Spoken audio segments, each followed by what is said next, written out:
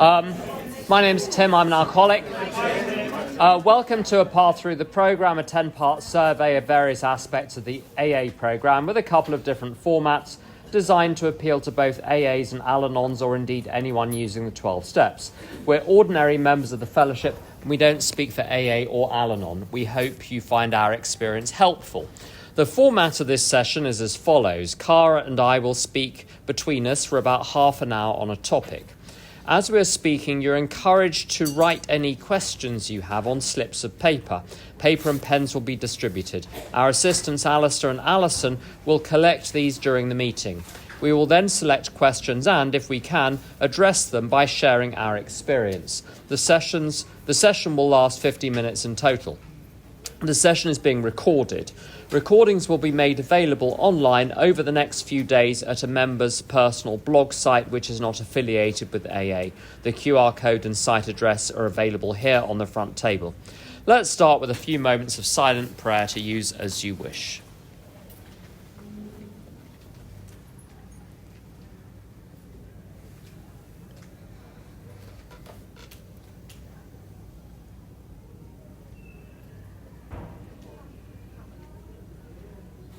Thank you.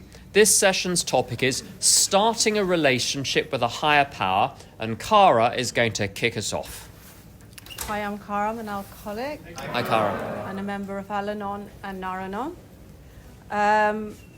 There's two lines from the big book I want to start with, and one of them is that if that be the case, you may be suffering from an illness which only a spiritual experience will conquer.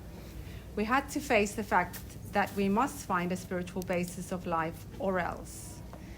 And then later on in working with others, it says if he thinks he can do the job in some other way or prefers some other spiritual approach, encourage him to follow his conscience. We have no monopoly on God. We merely have an approach that worked for us. So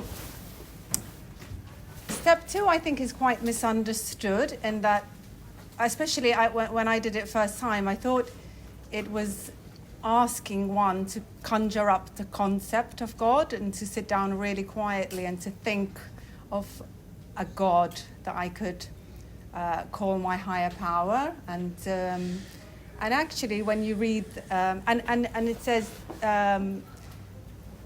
that is exactly what this book is about. Its main object is to enable you to find a power greater than yourself, which can solve your problem for you.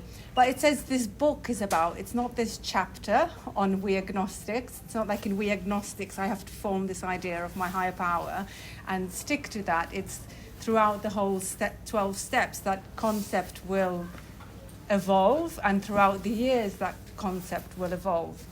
So what essentially step 2 in my understanding is there's some instructions in there, very clear, very simple, and that is to lay aside prejudice, to honestly ask yourself what spiritual terms mean to you, and to abandon and cast aside antagonism, which is opposition.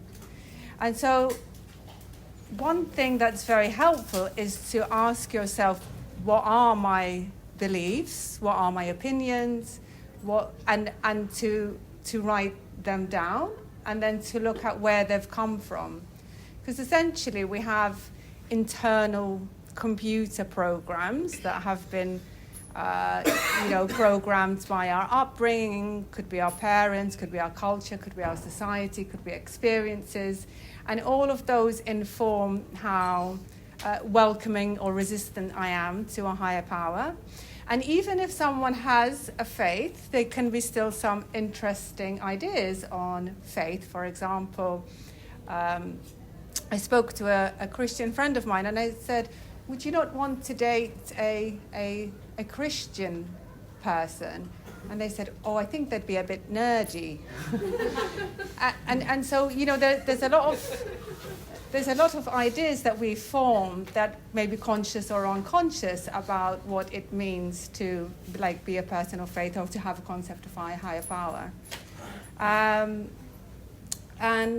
In terms of this computer program, the 12 steps wipe it clean, wipe my program clean, and install a new program.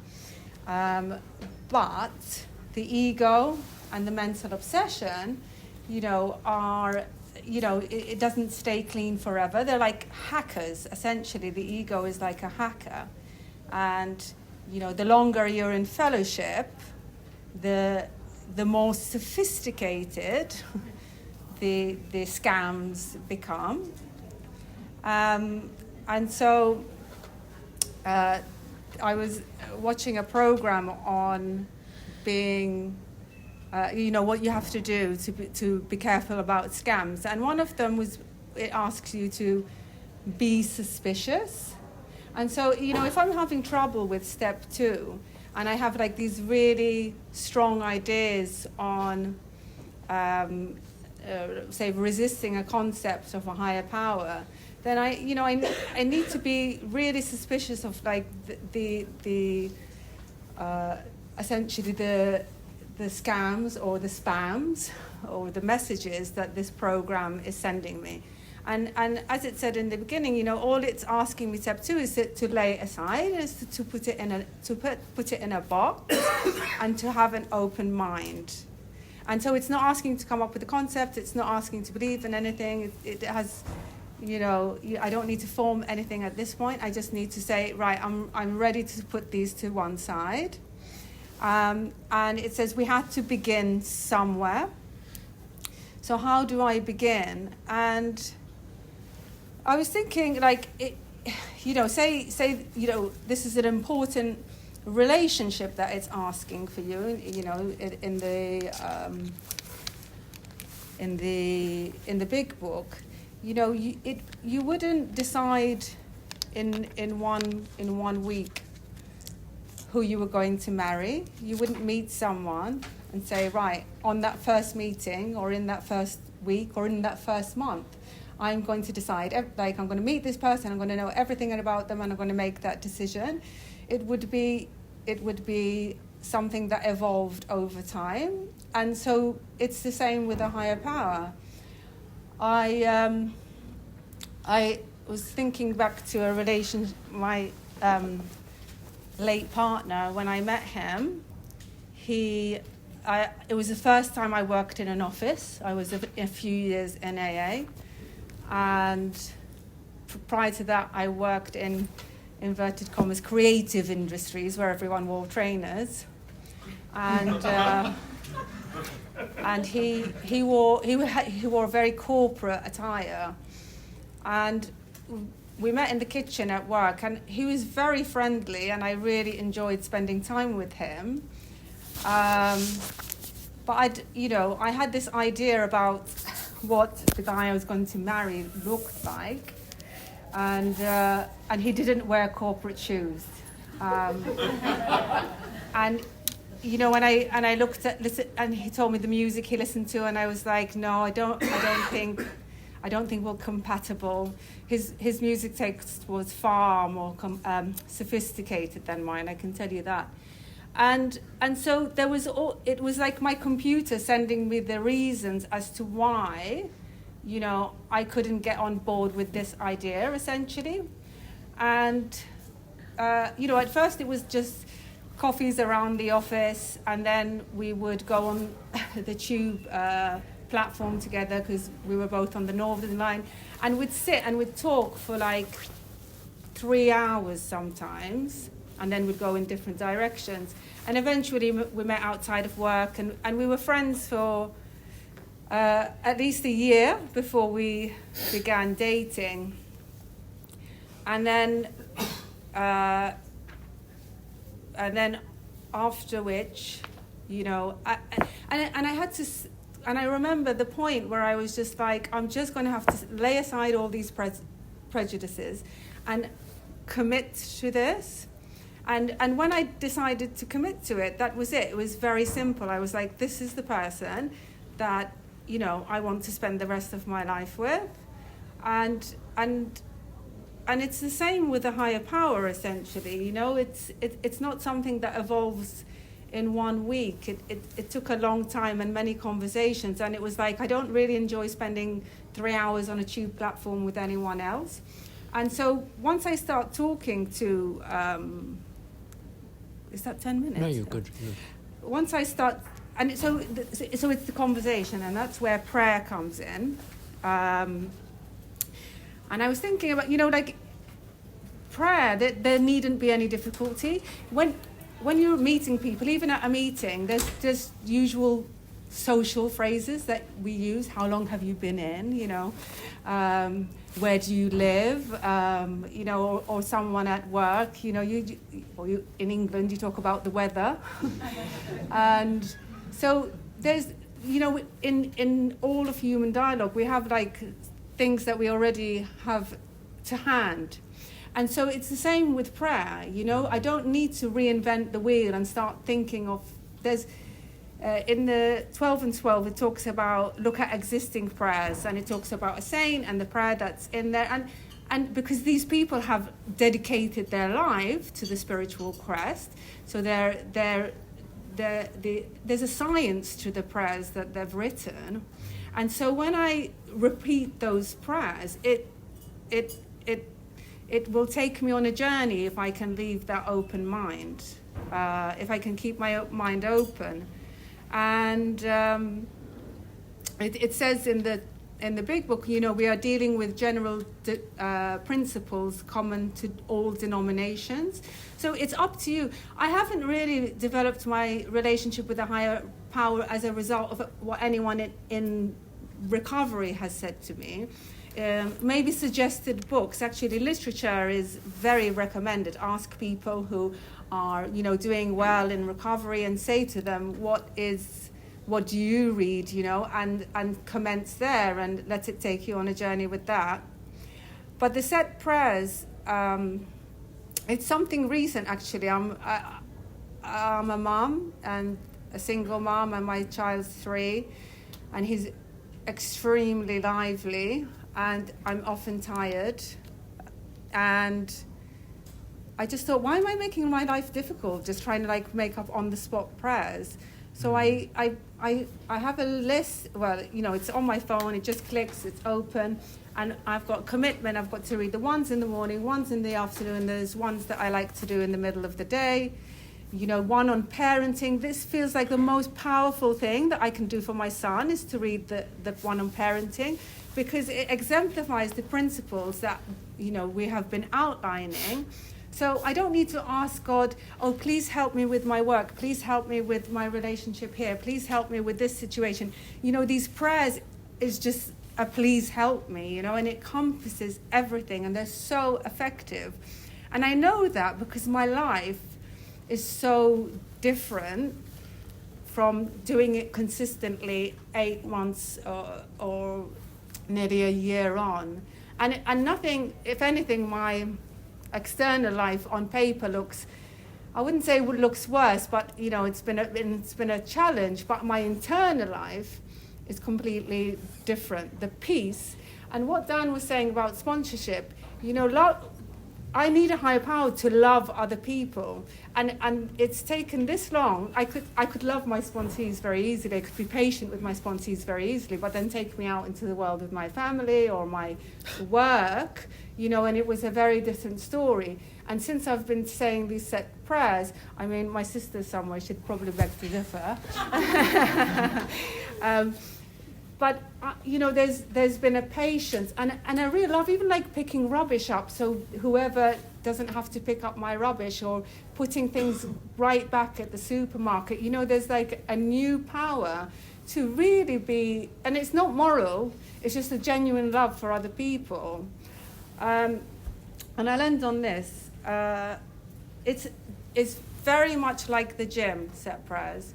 You don't say a set prayer and then you run and look in the mirror and think, have I grown? Have I lost weight? It takes a lot of time in order to see results. And then you will see results really quickly, and you're like, yeah, this feels good.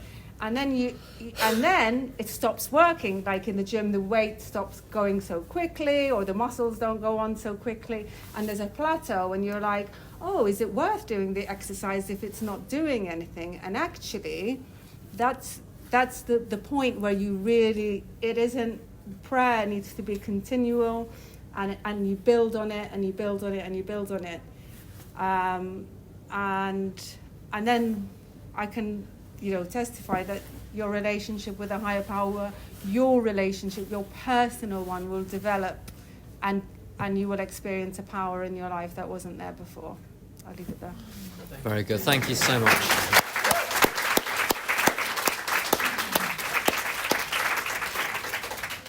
So Tim, alcoholic and Al-Anon as well. And I want to cover this both from an AA and from an Al-Anon point of view. If someone could close that door, by the way, that would be great. Thank you. In Tradition 3, it says the only requirement for membership is a desire to stop drinking. And the only requirement to build a relationship with a higher power is a desire for one. And I think it's so interesting that in Tradition 3, it doesn't ask for a technical identification of the need to stop drinking. It asks for something emotional, a desire to stop drinking. And I think it's the same with a higher power. I grew up a sort of notionally Church of England, but the sort of Church of England where you know where the church would be if you ever needed one, but you don't. You never need one, so you never go. But you know which one you would belong. That sort of upbringing. My mother dramatically lost her Catholic faith at the age of 7. We're not even sure what the drama was. We just know there was one, which doesn't surprise me, I have to say, from knowing her. At school, I was a chorister, so I was in chapel and singing canticles and psalters and with the sort of quasi-cathedral choir, that sort of tradition. And so I was exposed to religion a lot, and I would sit there. If you think I'm obnoxious now, you should have seen me when I was 15, sitting there reading in the pews Bertrand Russell's Why I'm Not a Christian, with one eye swivelling round the room to see if anyone was spotting what I was reading, because they needed to know that I did not buy any of this. So why did it even become a topic? It became a topic for the following reason in AA. Now, there's a film I haven't seen, but I've seen clips of it, where it's an M. Night Shyamalan film called The Happening, where the plant world seems to take objection to what people are doing to it and induces people through some psychoactive substance in pollen to commit suicide promptly and in the quickest, most efficient way they can find. And there's a little trigger warning here, but there's a girl who sits there, takes out a hat pin and commits suicide with the hat pin, just sitting calmly on a bench. And it's terrifying because it lacks drama. Most films where people are killed, there's an awful lot of drama and blood and screaming and shuddering and all of the other things that happen in films when there is a death. Now, with alcoholism, the point at which I die is not the point at which I die. The point at which I die is the point at which I make the decision, which is actually not a decision, it's a yielding to impulse, to go to the pub.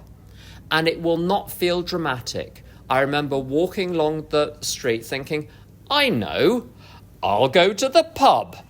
And that was on the way out of an AA meeting. And I had no sense of danger, and I had no sense of doing anything wrong. And within an hour, I was arrested because I tried to cause a traffic incident, and it was only by a matter of feet that I wasn't run over by the car whose passage I wanted to obstruct. Now, the critical moment was not the moment at which I threw myself in front of the car. That was programmed from the point at which I thought, I know, I'll go to the pub. So this suicidal moment happens inside my mind before it happens in the material world. And I will be the last person aware that I'm doing anything odd. And sometimes you'll have sponsees, you're having a conversation and a chill goes down your spine and you think, good luck to you, because you know that they're on their way out. And you maybe you can say something, you do your best, you say a little prayer, you say what God suggests to you in that moment, and you hope that it has an effect. But you know that some little switch has been flicked already. A different source of information is now feeding into the mechanism, and it's only a matter of time. Now, once I realised that I was someone who was a danger to myself, I needed something else. And I mean, people in AA, love them, but you can't have one 24 hours a day next to you, and anyone that would apply for that role should not be trusted. I needed and it was no good me having a higher power as my AA group. Now, if that works for you, knock yourself out. I don't want to disturb that. I don't want to get in the way of that. But unless your group convenes whenever you snap your fingers, I need something at 4 o'clock in the morning. From an Al-Anon point of view, I had a situation a few days ago, which I'll tell you about. So I'm not a group representative in Al-Anon, because I can't be, because I'm also an AA member. That's another conversation. But I'm informally representing an Al-Anon group while we sort the district out and we sort the group out. Fine. And we were having monthly meetings on Zoom, and we had the bright idea, so it seemed, of having a WhatsApp group to communicate with each other in between meetings. And one of the members, God bless her, decided that we were all going to stop what we were doing and start discussing important matters now on WhatsApp, not in the meeting. And this stuff started to drip feed in. And every time I heard the phone go, I went over to the computer, to the WhatsApp, to see what's happened next. And I lost about an hour. I was trying to do something else, but my mind, a fool returns to his folly as a dog returns to its own vomit. My mind kept going back to the computer. What have they said now? And then thinking, shall I say something? And I typed so many things which I then had to delete. And then, nightmare. In those moments when my mind gets hold of something, quite separately from alcohol, I cannot think my way out of it. I need something more powerful than myself. So the desire for a relationship with a higher power does not come from some kind of soppy sentimental, I want to be God's best friend. It's no, I'm fucked. And there is only one thing in the universe that can save me. I desire, genuinely, sincerely desire a relationship with a higher power, not because of the higher power, but because of what it can give me. And that is fine. So one doesn't, so I occasionally, for my quite literal sins, listen to a religious radio station. And some of these people on there, I mean, they're lovely, but I don't identify with them. They talk, but I so love, and then the name of their higher power. And I'm like, I don't feel that. I don't feel that personal love that they're talking about. But what I have a very keen sense of is I need a higher power very, very badly. Now, that need itself is sufficient to make a beginning. The higher power, it's a big topic, and the topic for this was deliberately chosen, starting a relationship with a higher power, because one could have a whole weekend and barely scratch the surface of the question of a higher power. So the question is the starting. And with the higher power, I break it out, and I do this in step 2 with sponsees sometimes when they're really struggling with the notion. I separate what is God, that's one question. The second question is, how does one form a relationship with God practically? The third question is, what sort of personal experience does one have of God? Completely separate question from what actions do you have to take and what God is.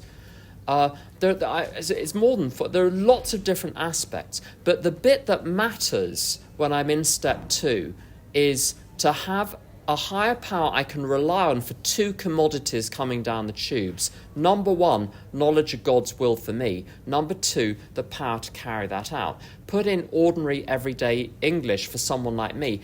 It's literally, what should I do today from the moment I wake up until the moment I go to bed? What to do today, that is what God's will is for me. So God's will for me is not, I don't get to see what the ultimate plan is. I don't get to see what the picture on the box of the jigsaw puzzle is. I get given one piece and God says, put that in the jigsaw puzzle there. If it's a bit of sky, it probably goes in the sky bit. Put it in the sky bit. There's a little red bit. Oh, there's a little red bit over there. See if it fits. I've no idea what the picture is going to be. I have no idea who is at the other end of the hand handing me the jigsaw puzzle piece. I don't need to know any of that stuff. What I need to know as a newcomer, and what I need to know as someone who is over 30 years sober, is how I activate that relationship in order to understand, number 1, what does God want me to do today? And number 2, to ask for the strength to do it. And that what to do today, asking God for God's will, I don't access that, as it were, by creating like a special communication channel where ethereal communications come to me. It's simply that things strike me as the right thing to do. Now, the filter, so the thoughts that occur to me which come from the higher power, they don't have a little bell on them saying, I'm coming from the higher power, you can trust me.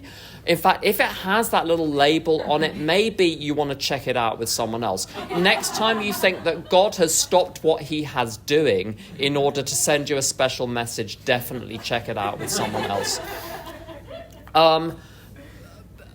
This question of what is God's will for me, most of it is actually already covered and written down in the big book. On awakening, we ask God to direct our thinking, then asking God for direction on plans for the day. Go to a meeting, call your sponsor, do your step work, go to work, stay at work all the way through. Only take 1 hour for your lunch break. When you're at your computer, do your work, don't mess around on Instagram. I mean, these are not complicated. Don't take someone else's food from the fridge. If you didn't buy it, it's not yours.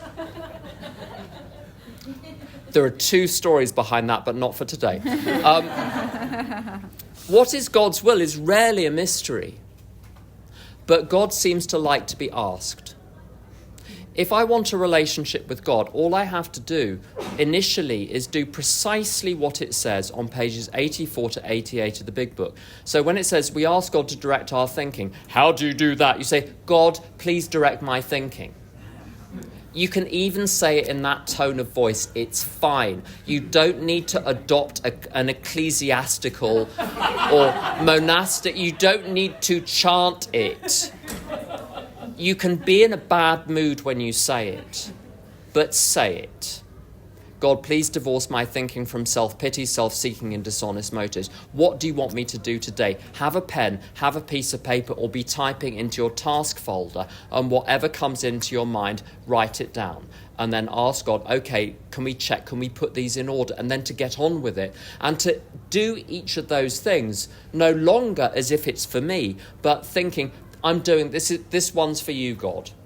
So that when I go to work, I almost said I work for myself, but that's the whole point. I don't. I've got a business, whatever that means. What I do is I go to God in the morning and say, what do you want me to do at work today? And I make a list of the things and I do it, and I treat each of those things as being for God. Now, the real world, the material world, thinks I'm doing this for human beings, for other people. And because they think I'm doing it for them, they send me money, which is mysterious. Because I'm not doing it for them, I'm doing it for the higher power. That takes all the pressure off. So since I really understood step 3, I haven't needed to be employed by human beings for 1 minute, which is a huge relief. Now, the human beings think they're employing me, because what God wants me to do is when I get an email from a so-called client that says, can you do this for tomorrow? I type back yes, and then I do it. But I'm not doing it for them, I'm doing it for the higher power. So it doesn't actually matter what they think about the work, which is a relief. To treat everything I do as for God, to stick inside pages 84 to 88 of the big book. If you have a bright idea and it's after 9 o'clock in the evening, it's not. Your ex does not want you to make amends a second, third, or fourth, or fifth time. The first formal letter which got put past a grown-up is enough. I mean, there are just some really basic things there. If you go into a meeting and you like the look of someone, don't even say hello.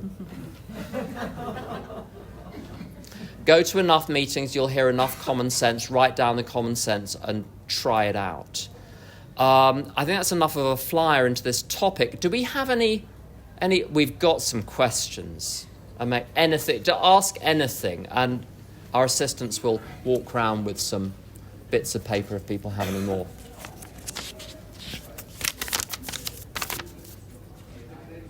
Very good question. Should you go to church to pray? If you feel like it. It's not essential. I came in, I grew up in a country which was, unlike England, very happy to go to church all the time. And I used to play church at home. I'd get the sweets out and they'd have to line up and I would deliver them. And so, but actually when I came in, step 2 still, I had to think for myself. It says to you, you have to ask these questions of yourself, like why you believe them, what you believe. There still needed to be a thought process, and so my prayer life has changed a lot in recovery. I came in and that's what it looked like at the start, and then I had a bit in the middle, and then I have another change now, and it's very personal, like I said, so it's not necessary in my mind. But if it helps you and you find that going in a church helps you to concentrate, or helps you to connect, or helps you to meet the right people who might guide you on the path, there's lots of different reasons for going to church, then try it and see if it's helpful. On that question, I think there's a broader question behind it, which is, do you need to bother with religion if you're in AA and trying to follow a spiritual path? I've gone through phases of being completely irreligious. I've gone through phases of being of buying the notion of a higher power but having zero conception of what it is. And I've gone through phases of being really quite religious. What I've learned is that as far as the AA program is concerned, it doesn't matter. So that I don't think one is further ahead with the AA program by having a religious life in addition to a spiritual life. What I have found is that trying to form a relationship with God and trying to understand all of the things that start opening up in terms of my perception of what is going on inside me and inside the universe, it really helps to have the wisdom of people that have tried to do the same thing before. In the same way that when you're going through the withdrawal symptoms of coming off alcohol or coming off sex addiction, it's really helpful to hear alcoholics or sex addicts talk about the phases of withdrawal, so you're not the only person, you're not the only person that's felt this, you're not going crazy. So I was advised from a very early age in AA to read as much as possible, and more recently to listen to as much as possible, and to acquire the skill of listening to people whose beliefs I don't fundamentally agree with, just in case they say something useful or interesting. I've spent a lot of my life trapping myself in a tiny echo chamber with only those people that agree with me precisely on all points. And what has helped me on a spiritual path is to listen to all sorts of things and to learn to listen as if from their point of view, who is saying this? Who are they saying it to? To listen from the point of view of the speaker or writer, to listen from the point of view of the listener or reader, rather than simply sifting everything that is coming in through the sieve of my own preconceived judgments and ideas and notions, as though what I happen to believe at this particular point in space and time, because I'm believing it here right now, is necessarily more right than anything else. That's placing me as God in the centre of the universe. So to open up my mind has required me to learn to listen to people that I would have found really disagreeable 10 years ago, 20 years ago, and discover I can learn a lot even from people that I might have thought appalling. And what I've learnt from them has helped me in my journey. So open-mindedness I found really, really helpful. The one caveat, there was a particular French philosopher who undertook to question everything. But when he was questioning everything, he resolved to continue to eat 3 meals a day, to feed the cat, to go to church, to be nice to the people he lived with, to just keep all the basic things going. So when I'm doing a spiritual investigation and going down a particular path, I go to my meetings, I stick with the same sponsor, I talk to my friends, I tell the truth, I do pages 84 to 88, I brush my teeth, I do the laundry. If I keep those basic things in place, I can do the spiritual investigation without danger. Doing the spiritual investigation and then putting all the chips on the table while I'm doing it, that's the dangerous thing. Another one for you. How do I know, but I don't know the answer to this one, Cara will. How do I know God is listening and that the voice I hear is God's? I guess just remove the rest and just say God is listening. So God is like the sun that is shining. It just shines, and it shines on everyone alike. And it, sinners and saints, you can say. So no one gets more, no one gets less. Actually, it's something that I use very often, like if you ask for guidance, I say, God's hardly going to be like, you know what, I'm just going to leave you with that for a few weeks, and you're going to have to figure out that by yourself. Like if you want as it says in the big book, it's like if your house is in order, the answers will come. But I need to keep an open mind about what the answer is. I can't go with a set answer, like I want this answer. Should I do this, And God's going to say, yes, actually, it's like, what should I do? And keep it open-ended. I had a recent situation where, I was looking, my son's in nursery, and it takes 50 minutes to get there, 50. And I was trying my best just to move closer to my son. And I worked really hard to do this. And when it didn't materialize, there was a bit of disappointment until I realized God had another plan for me, for my son to go to this brilliant school next to our house. And so when I have these ideas, I can waste a lot of time actually and energy if I don't listen, if I've got like one idea. So the best thing to do is to, there's a sheet that I was given about like making a decision and looking at all of the options first, and to say like, okay, one option would be to stay where I am and him go to a different nursery. One option is to move next to the nursery. The other option is to do absolutely nothing and carry on doing the journey and just smile to everyone on the bus and be happy, and then just be like, show me, and discuss it as Tim says with another adult. And then, go from there. And it feels really good to know when you're making a decision that's not like self-will. Very good. Does prayer include sitting quietly but not saying anything? That would drive me absolutely mad. I have not reached more than 3 minutes of meditation. I'm, nearly 15 years sober. For me, actually, reading spiritual literature to start my day is very, very important. That's a meditation in itself. It's just directing my thoughts. They're not all over the place. Part of the prayer that I says is, help me not to be distracted. I've got prayers before doing inventory, and it just places my mind in a different place. And then the set prayers. So I'm meditating on each word, and the fact that I say these prayers over and over, holds so much more power than me trying to sit there quietly and then thinking, I've got to pick him up then, I'm going to buy that from the supermarket. I just can't stop those thoughts coming in.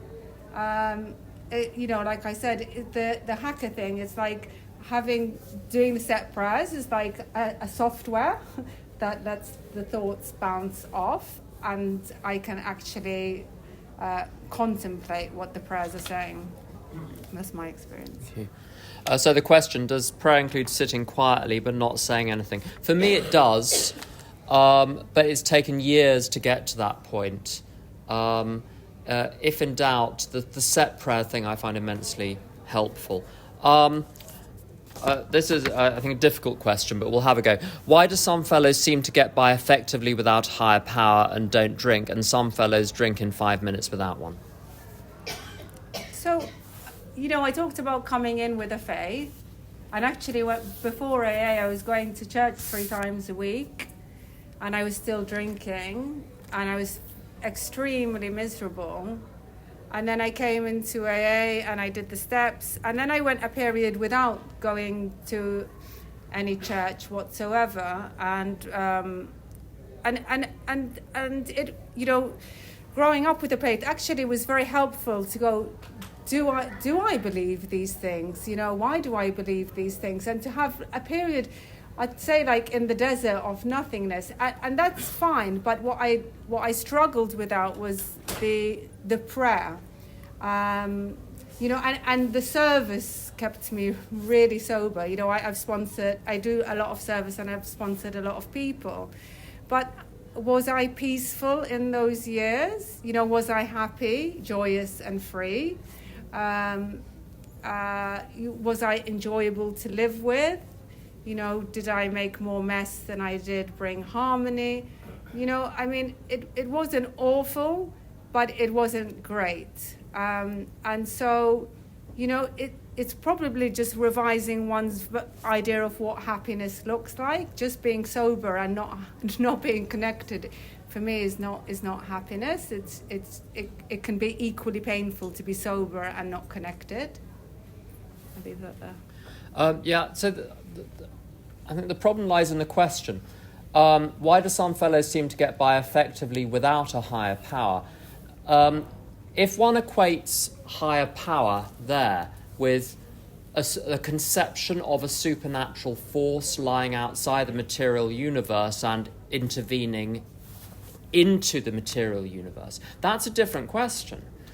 A higher power, what is a higher than what, is my question to what is a higher power. Higher than what? When I got to AA, I relied chiefly on my own understanding and perception of any situation, and I didn't take kindly to support or encouragement from other people. I had to do it myself. If people helped me, it wasn't worth tuppence. Completely self-reliant. What I realised that in early AA was that was not going to work. I was simply not going to stay sober if I looked to myself as the highest authority for what to do, and I looked to myself as my sole source of strength, the sort of Marlboro man, just me and my horse comes in once every 6 months for provisions. I needed connection to something bigger than myself to stay sober.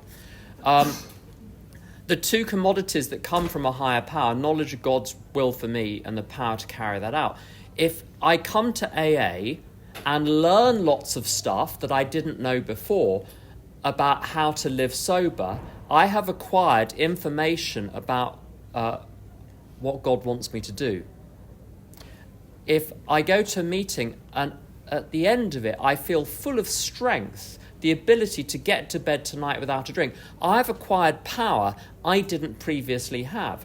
The mere fact of taking on board information and having it displace my own understanding, taking the strength of a room and having it fill me with strength, and then being able to act on that strength, by definition, I have a higher power. I may not, and I have a relationship with one which I've activated, and that higher power is helping me and keeping me sober. Whether or not I equate that with a Christian God or a supernatural force is neither here nor there. The kettle's opinion on the laws of physics do not change whether or not it's boiled when someone flicks the switch. So whether the individual conceives of whether or not they have a higher power is irrelevant to whether or not their actions to activate a higher power will work. If people take the actions to activate a higher power, they're going to get a higher power. How do you know? They couldn't stay sober for years, despite their best efforts. Now they're sober, and it's easy for them to stay sober. That is the operation of a higher power. And I think connected to this is, do I have to give God a name?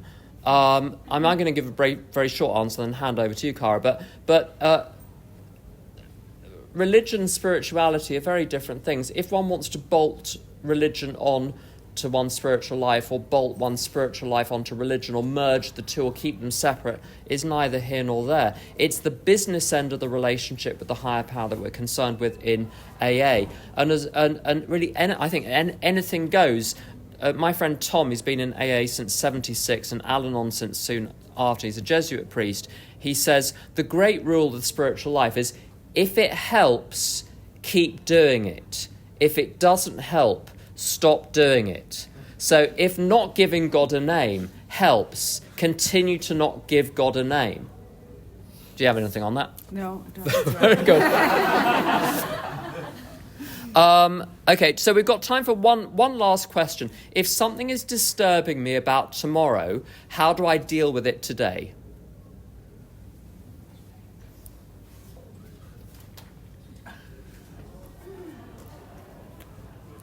I'll let you answer that. I thought I was going to get these 30 seconds there.